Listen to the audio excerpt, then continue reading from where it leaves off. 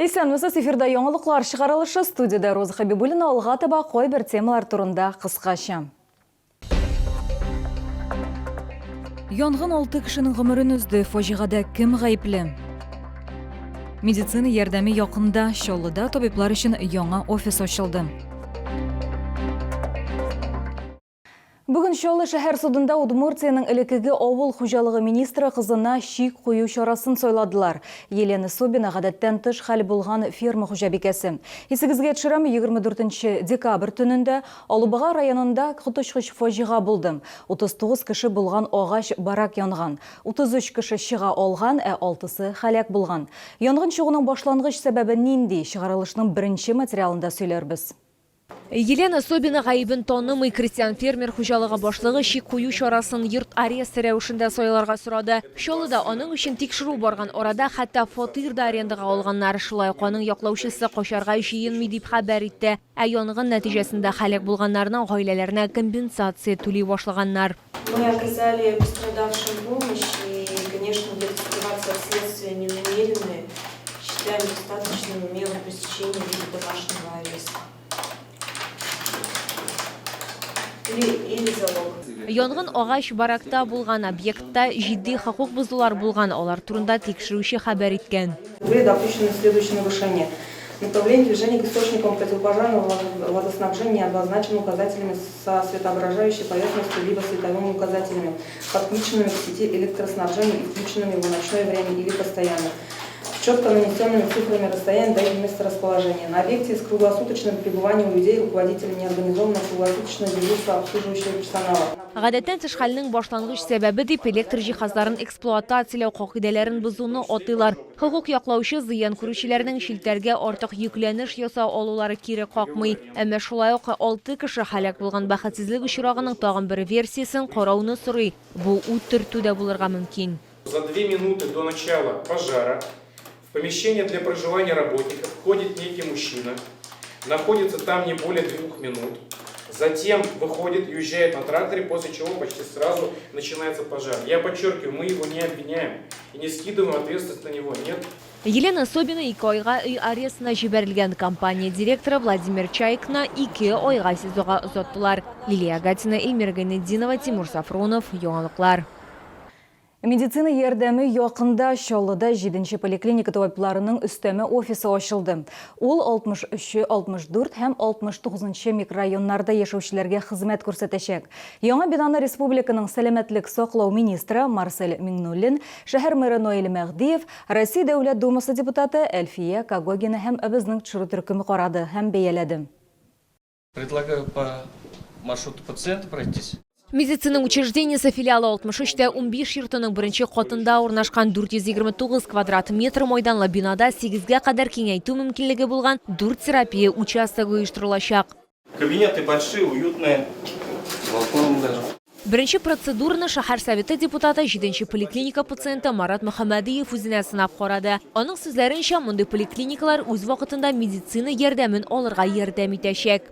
Одно дело это собраться, когда у тебя болит или раскалывается голова, когда у тебя кашель, да, когда тебя что-то беспокоит, и преодолеть расстояние. Другое дело фактически спуститься с одного из этажей этого дома и оказаться тут, в медицинском учреждении, где вдруг тебе доступна вся медицинская помощь, все необходимое для того, чтобы первично оценить состояние и определить план дальнейших действий. Табиблар офис 60-нче, 64-нче һәм 69-нче комплекс өлкәннәренә хезмәт күрсәтәчәк. 7-нче шәһәр поликлиникасының баш табибы билгеләп үткәнчә, коллектив инде сайланган. Тут будет размещены 6 врачебных участков. Режим работы с 7 утра до 7 вечера. В офисе будет также кабинет неотложной помощи. Фельдшера будут по вызовам ездят, планируется, и процедурные кабинеты. Также можно будет пройти первый этап диспансеризации. Делегация шулай ук 4-нче балалар поликлиникасының капиталь ремонт тәмамланган филиалы белән дә танышты. Проходили процессы лицензирования, оформления всех разрешительных документов. На сегодняшний день все абсолютно готово. Бердә педиатрлар беренче кабул итү үткәрәчәк, шулай ук прививка ясату кабинеты да каралган. Балалар поликлиникасы филиалы 4 меңнән артык балага хезмәт күрсәтәчәк. Около 40 миллионов рублей было выделено на капитальный ремонт и приобретение оборудования. Как уже было сказано, огромный микрорайон, более 50 тысяч, 63-й, 64-й, 69-й комплекс. В основном молодые семьи, которые приобрели квартиры по социальной ипотеке. То, что сегодня медицина пришла к людям, ближе к дому, это благо. Особенно если это касается молодых мам с колясками, с грудными детьми, которые могут прийти сюда и буквально там, прогулявшись, да, не пользуясь общественным транспортом, получить необходимые услуги. Яңа елга Йоршоллы шәһәре яхшы нәтиҗәләр белән чыга дип билгеләп үтте республиканың сәламәтлек саклау министры. Одной из приоритетнейших задач, конечно, все это делается для того, чтобы оказывалась качественная медицинская помощь. Проводились качественные медицинские профилактические осмотры. Это касаемо и взрослого населения, это касается и детского населения. Өстәмә филиаллар иртәнге 7-дән кичке 7-гә кадәр эшләячәк. Лилия Гатина, Кирилл Хабзей, яңалыклар. Яңа ел алды бәйрәмнәрендә кызыл улдыкка ихтияҗ артты. Продукцияга бәяләр бик нык аерыла. Кемдер бәясен киметеп кенә калмый, кыйммәтле товарга отышлы акцияләрдә тәкъдим итә. Нигә? Бу уйланырга сәбәп. Бу чын улдыкмы, әллә шулай да улдык продуктымы? Яисә хәтта фальсификатмы? Әгәр дә мондый продукт сәламәтлеккә зыян китермәсә, бу яхшы. Бүген минем хезмәттәшем лаборатория белгечләре белән барысын да тикшерде. Кызыл улдыкка бәяләр шактый күтәрелде. Әгәр узган ел аның килограммы өчен 6500-гә сатып алырга мөмкин булса, агымдагы кышкы сезонда 2 тапкыр күбрәк түләргә туры киләчәк. Хәзер кызыл улдыкның бәясе 12 000 сумнан башлап. Поменялось, говорят, из-за того, что вылов был очень маленький, поэтому дефицит. Улдыкны шундый бәягә сатып алучылар аның чын булуына ышанырга телиләр. Намыслы җитештерүчеләрнең кайберләре банкада бу имитация дип күрсәтә, кемдер фальсификатны да сатарга мөмкин. Лабораториядә ветеринарлар продуктны тикшерәләр, бу гади ысуллар белән үй шартларында да файдаланырга мөмкин. Моның өчен улдыкның зур булмаган өлешен савытка салырга, кайнар су салырга һәм булгатырга кирәк. Так как в составе натуральной икры содержится белок, то при воздействии высоких температур он разрушается, коагулирует. И получается вот такой белый осадок. Әмнә кызыл улдык имитациясе һәм фальсификат температура йогындысына бирешмәгән торча үзгәрешсез кала, су гына кызгылт төскә керә. Натуральная икра имеет правильную круглую форму, а также содержит в своем составе желточное пятнышко жировое, то есть это пятнышко от зародыша рыбы. Без дүрт җитештерүчедән кызыл улдыкны тикшердек. 3-нче һәм 4-нче санлы үрнәкләр табигый продукт икәнлеге ачыкланды. Лилия Гатина, Эльмира Гайнетдинова, Кирилл Хабзей, яңалыклар.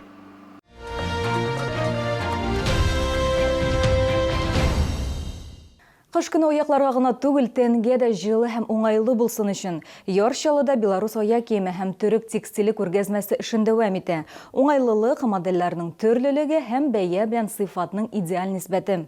Өстәвенә кибеттә яңа ел алды сату башланды. Ашыгыгыз, күргәзмә Муса Җәлил проспекты 55Б, Үзәкрәт, Сәүдә үзәге элегеге балалар дөньясы бинасы адресы буенча эшли. Җылы ботинкалар, сапогилар һәм ярым сапогилар бирдә тормышның барлык очракларына ирләр һәм хатын-кызлар өчен аяк киемнәре.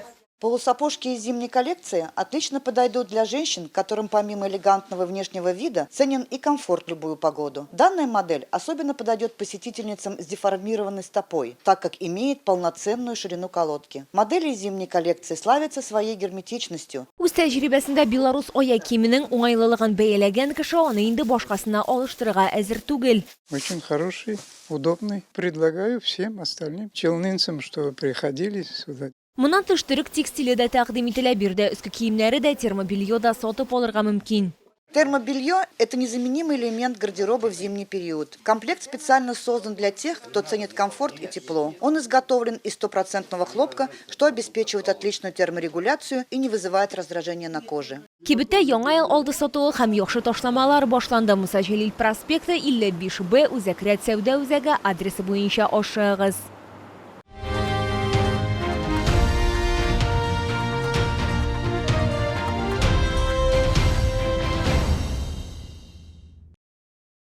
Бу сезгә җиткерәсе соңгы мәгълүматыбыз иде. Мин Роза Хәбибуллина сезнең белән сау булашам, исән сау булыгыз.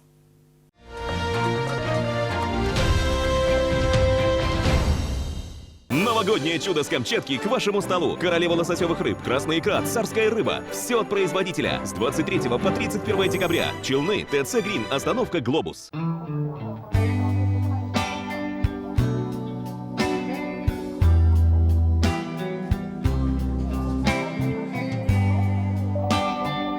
НТВ+, каналы, от которых не оторваться. ТВ-приставка и годовая подписка по специальной цене. Я согласна.